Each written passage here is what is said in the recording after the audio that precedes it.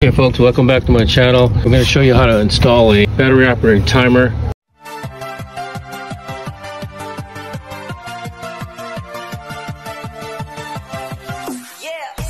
Okay folks, so we're going to go over the parts that you'll need for your system. Obviously this is the hose bib you'll be coming off of. This right here is the backflow preventer that keeps any kind of contamination coming back into your watering system. We got your battery operated timer. This particular timer runs off the AAA batteries. You've got the hose bib female adapter, and then we have hose bib to PVC coupler. This is a 3/4 inch. And if you notice, the threads on this side is a little bit wider. Real important you have that, because you're going to go from that to PVC, and this is a 3/4 inch by 3/4 inch coupler. And you have your 3/4 inch by 3/4 inch pressure regulator / filter, and again another coupler, thread by thread, and 3/4 inch thread by compression coupler. So those are the things you need, and obviously you'll have your drip line from that point on. And then all these parts were purchased at Home Depot. Folks, welcome back to my channel. We're going to show you how to install a battery-operated timer for a drip system. Benjamin's he's laid out, assembled this to this hose bib right here, and so we're going to be watering these plants right here.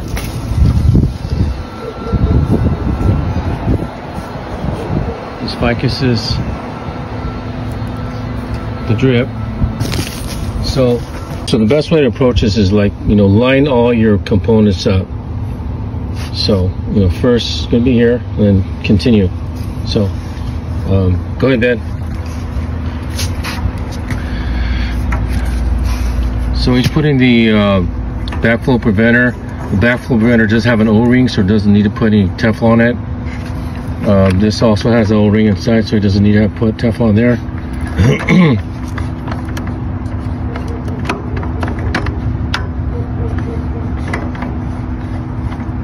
Yeah, so Ben, he's taking precaution where, like, you always want to make sure that when you're threading something in, you're not going to cross thread. So you got to make sure it goes in. It's always supposed to go in real easily, not hard. So let's see how it went like that. And that also has O-rings inside, so you know Teflon. The O-rings on both sides.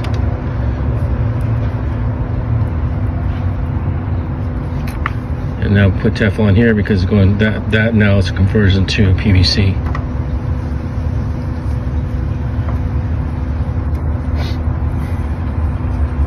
All right. So now we're going to, yeah, you got it right. And this, you see this arrow right here, that shows you the flow.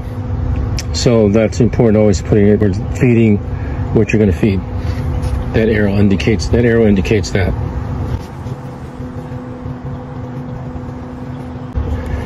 Okay. And your coupler again, threaded.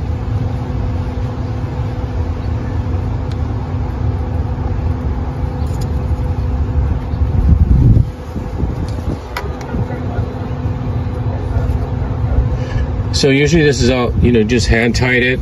Good thing about when you have your compression coupler right here is that if you need to come back and tighten it, the drip line will be able to thread it. It can turn like that, and it won't, you'll be okay. And we can show you that in a second. Okay, so we're going to put the drip line in there.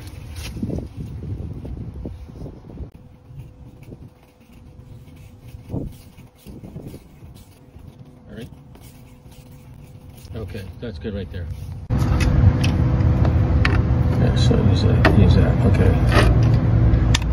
Okay, so now we're gonna put the batteries in it up to bump up the timer, and see how we can just easily twist it like that.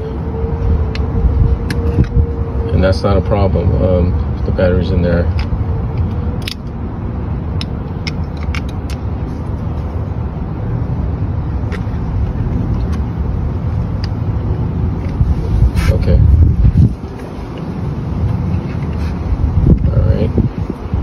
go, it's fired up. Let's go ahead and pressurize it to make sure it's not leaking. I've got a little bit leak right there, so we're going to tighten that up. Go ahead and leave it on a bit.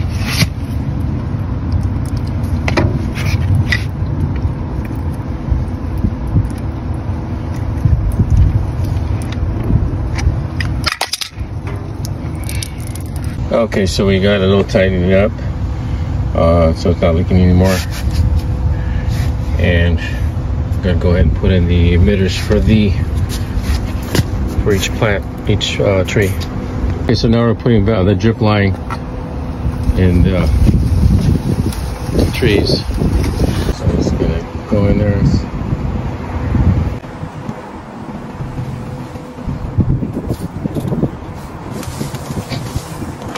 So we're gonna program the timer. Gotta set the clock here. 1:32 p.m. Okay, that's done. Start time we'll make it for 5:30 a.m. Okay, that's done. I'll log the 15 minutes.